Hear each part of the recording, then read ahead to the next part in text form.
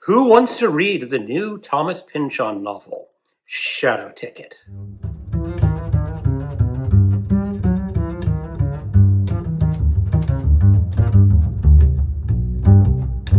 Hello, welcome to my channel. Another bibliophile reads. My name is Greg, and today I'm giving a no spoilers review of Thomas Pynchon's 2025 novel, Shadow Ticket. I started reading on October 7th, the day it was released for publication. My friend Alan at Big Hard Books and Classics is a major Thomas Pynchon fan, and he convinced me to buddy read this book with him. But what do I think about this book? And more importantly, should you pick up Shadow Ticket and read it, or should you skip it, or wait for a while? Now, I have read all but two of Thomas Pynchon's novels. I have not read Mason and Dixon, and I have not read Bleeding Edge. Does this make me an expert in Thomas Pynchon novels? No, I don't think so. I've read The Crying of Lot 49 twice, and I've read Against the Day twice, but even that does not make me an expert in Thomas Pynchon, because when you go into a Thomas Pynchon novel, you kind of sort of have to have an attitude on reading. You are not reading an accessible novel the way most novels are written by a lot of other contemporary authors. Thomas Pynchon can be very difficult. Now, his 2009 novel, Inherent Vice, a lot of people said was his attempt to write an accessible novel. And out of all the novels I've read, that's very close to being his most accessible. I might give The Crying of Lot 49 a little bit of an edge on accessibility, or maybe not. But Shadow Ticket is another attempt by Thomas Pynchon to write a novel that you can just read without studying. And to be perfectly honest, that's my preferred method of reading now that I'm in my 60s.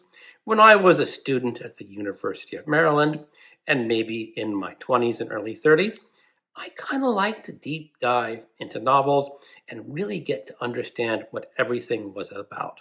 But as I have gotten older, that just does not appeal to me anymore. So why does Thomas Pynchon still appeal to me? I'm not exactly sure. I did enjoy reading Shadow Ticket. I just read the book. There is a Thomas Pynchon page somewhere. I will try to link it in the description of this book, where there are readers trying to say what's important on every page of this new novel.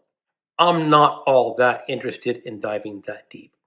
My reason for reading this is to read a book, to say that I have read Thomas Pynchon's novel.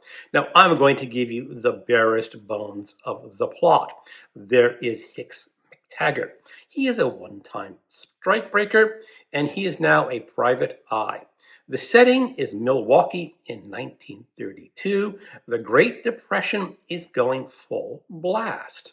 And Hicks McTaggart is assigned to find the daughter of the Al Capone of cheese, sort of a criminal mastermind of cheese.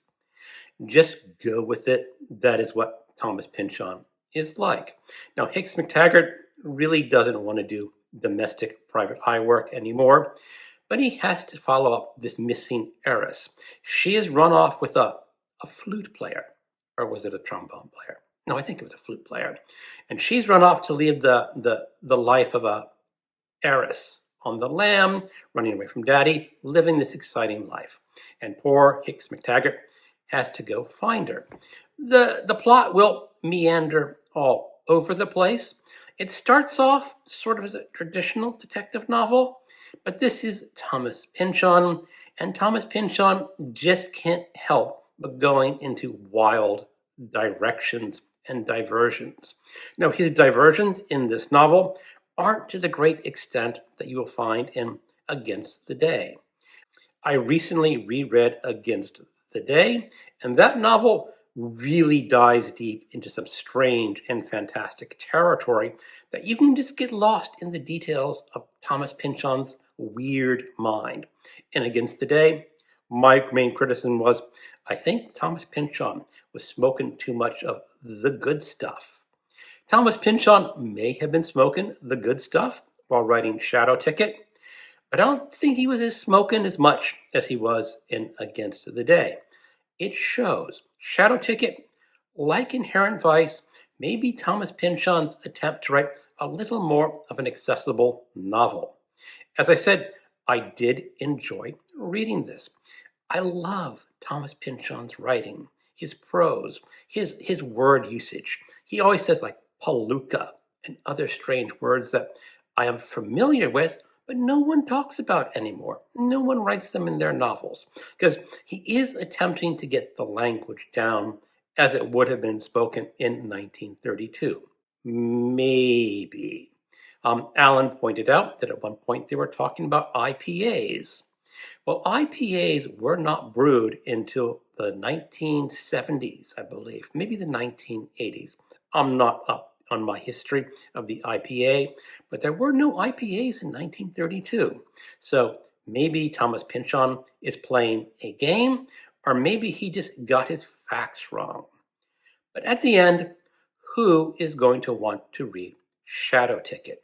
If you are just a common reader of literary novels, contemporary novels, and you have not read Thomas Pynchon before, you can definitely skip Shadow Ticket. The people who are going to want to read Shadow Ticket are Thomas Pynchon fans, and he has a lot of fans.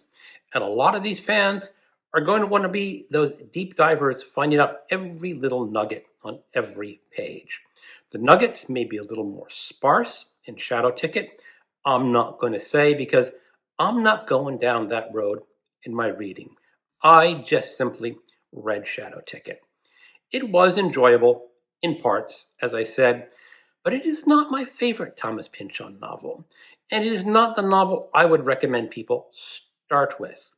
A lot of people say you should start with, if you have not read Thomas Pynchon, Inherent Vice. But I'm going to go a little more old school and say that if you have not read Thomas Pynchon before, but want to try, go for The Crime of Lot 49. This was his second novel, published in 1966. It is less than 200 pages, if my memory does not fail me. And it's a wild ride of Ophelia Moss and the secret society of paranoia. Something like that. So again, if you're not a Thomas Pynchon fan, go ahead and skip Shadow Ticket. And honestly, if you're a Thomas Pynchon fan, I very much doubt you have made it to the end of this video because you're already out wanting to read this novel right away. Thank you for watching and keep on reading.